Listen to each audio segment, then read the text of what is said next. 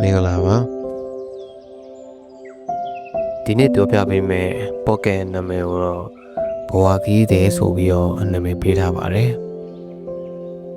ကျွန်တော်တို့အားလုံးဟာဘဝခီးကိုရှောင်လန်းနေကြတဲ့ခီးတဲ့ပဲပါပဲဒီခီးလမ်းမှာနေသားတဲ့နေ့တွေရှိသလိုမိုးရွာပြီးမုန်တိုင်းထန်တဲ့နေ့တွေလည်းကြုံရတတ်ပါတယ်ဒီနေ့အပိုင်းမှာတော့ကျွန်တော်ဘဝရဲ့အခက်အခဲဆုံးလို့ထင်ရတဲ့မုန်တိုင်းထန်တဲ့ကာလတွေကိုဘယ်လိုရင်ဆိုင်ဖြတ်ကျော်မလဲဆိုတဲ့အကြောင်းကိုဆွေးနွေးသွားကြပါတယ်စိတ်ကူးကြည့်လိုက်ပါနေရာပင်လယ်ပင်ကျဲကြီးထဲမှာတင်မောတစ်စင်းကိုမောင်းနေတယ်ရုတ်တရက်မိုးရွာလေတွေတိုက်ပြီးအေယာမလှိုင်းလုံးကြီးတွေကတင်မောကိုရိုက်ခတ်လာတယ်အရာအလုံးကကမောက်ကမောက်ဖြစ်ပြီးဘယ်ကိုဥတည်ရမှန်းမသိတော့ဘူးကြောက်ရွံ့မှုတွေစိုးရိမ်မှုတွေနဲ့အတူတင်ကတယောက်တည်းလို့ခံစားရတယ်ဒါကျွန်တော်ဘဝမှာကြုံတွေ့ရတဲ့အခက်အခဲတွေနဲ့အရန်တူပါတယ်အလုပ်ကိုင်ခက်ခဲငွေကြေးပြဿနာဆက်ဆံရေးပြိုကွဲမှုဒါမှမဟုတ်ကျန်းမာရေးချို့ယွင်းမှုစတဲ့မုန်တိုင်းတွေဟာကျွန်တော်တို့ကိုဝါမျိုးသွားတော့မလို့ခံစားရစေပါတယ်အဲ့လိုအချိန်မှာကျွန်တော်ဘာလို့တင်တယ်လဲဒီမုန်တိုင်းကိုဘယ်လိုဖြတ်ကျော်မလဲပထမဆုံးနဲ့အရေးကြီးဆုံးအချက်ကတော့အခြေအနေကိုလက်ခံလိုက်ခြင်းပါပဲမုန်တိုင်းကိုကျွန်တော်ထိန်းချုပ်လို့မရပါဘူးမုန်တိုင်းမလာပါစေနဲ့လို့ဆူတောင်းနေလို့မုန်တိုင်းကရက်သွားမှာမဟုတ်ပါဘူးအလားတူပါပဲကိုယ့်ဘဝထဲရောက်လာတဲ့အခက်အခဲကိုဒါမဖြစ်သင့်ဘူးလို့ညှင်းဆန်နေတာကကိုပိုပြီးနှမွန်းစေပါတယ်ဟုတ်ပြီငါကမုန်တိုင်းနဲ့ရောက်နေပြီဒီအခက်အခဲနဲ့ငါရင်ဆိုင်နေရပြီဆိုတာကိုတိမတ်ပြုလက်ခံလိုက်ခြင်းဟာပြဿနာကိုဖြေရှင်းဖို့ပထမဆုံးတက်လိုက်တဲ့လေကလေးတစ်ထက်ပါပဲဒုတိယအဆင့်ကတော့သင်ထိန်းချုပ်နိုင်တဲ့အရာကိုပဲအောင်စိုက်ပါတင်မောကပတိန်တယောက်ဟာမုန်တိုင်းကိုထိန်းချုပ်လို့မရပါပဲတင်မောရဲ့တမကိုတော့သူထိန်းချုပ်နိုင်ပါတယ်လှိုင်းလုံးတွေကြားမှာတင်မောကိုဘလို့မောင်းနေမလဲဆိုတာကိုသူဆုံးဖြတ်နိုင်ပါတယ်ကျွန်တော်လည်းဒီလိုပါပဲဘဝဉ္ဇဉ်ကအချိန်တွေကို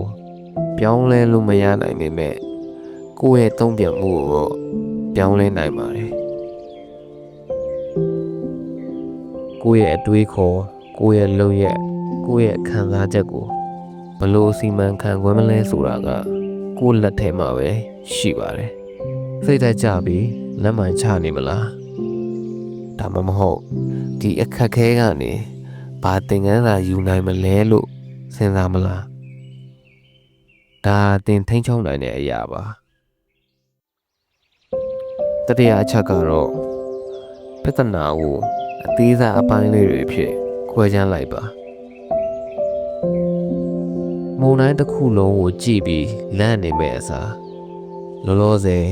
ကိုတင်မောကိုမမောက်အောင်ထိမ့်ဖို့ဘာလုပ်ရမလဲဆိုတာကိုပဲအရင်စဉ်းစားပါကြီးမားတဲ့အခက်အခဲကြီးကိုတခါတည်းဖြေရှင်းဖို့ကြိုးစားတာကလူ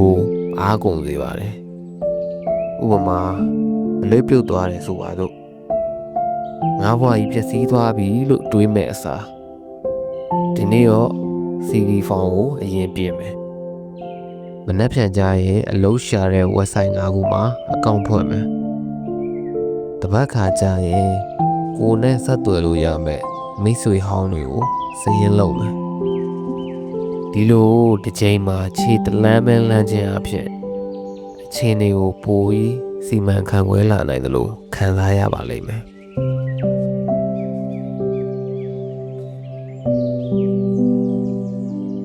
စရုပ်ရာအချက်ကတော့အကူအညီတောင်းခံဖို့ မကြောက်ပါနဲ့ပင်လယ်ပြင်ထဲမှာတယောက်တည်းဒုက္ခရောက်နေချိန်မှာ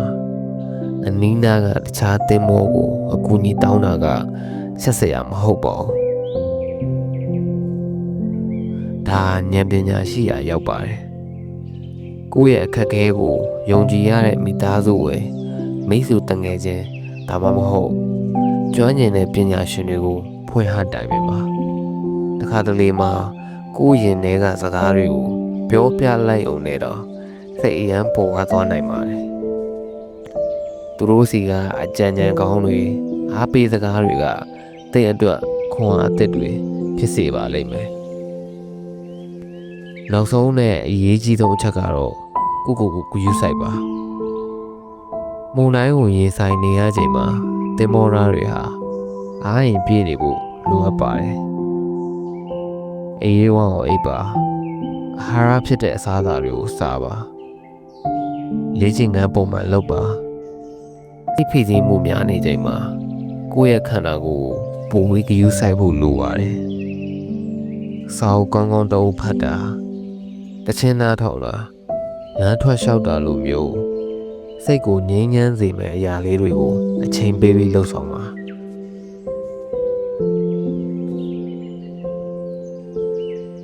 မုန်တိုင်းတိုင်းဟာ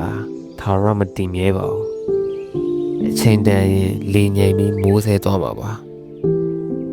အရေးကြီးတာက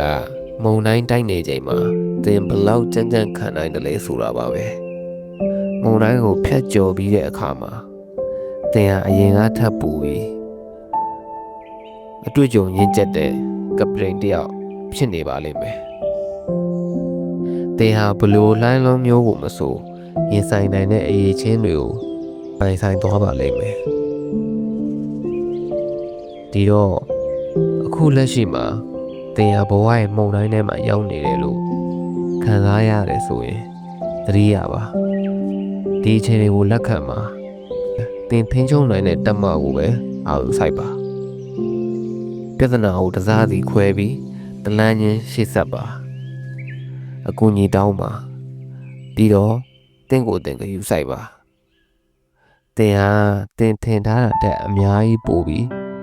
စွမ်းဆောင်နိုင်ပါတယ်သင်မှာဒီမုန်တိုင်းကိုကြော်ဖြတ်နိုင်တဲ့ခွန်အားတွေရှိပြီးသားပါ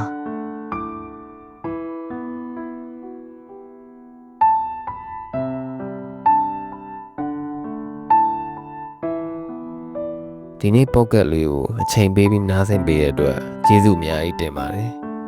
အခုပြောပြခဲ့တဲ့အကြောင်းအရာကသင်အတွက်ဖြစ်စေသင်ပတ်ဝန်းကျင်ကအခက်အခဲကြုံနေရသူတယောက်အတွက်ဖြစ်စေအထောက်အကူဖြစ်မယ်လို့မျှော်လင့်ပါတယ်နောက်ပတ်မှာနောက်ထပ်စိတ်ဝင်စားတဲ့အကြောင်းအရာတွေနဲ့အတူပြန်လည်ဆုံတွေ့ပါမယ်အားလုံးဝါခီးလမ်းမှာဘေးကင်းလုံခြုံပြီးပျော်ရွှင်နိုင်ကြပါစေ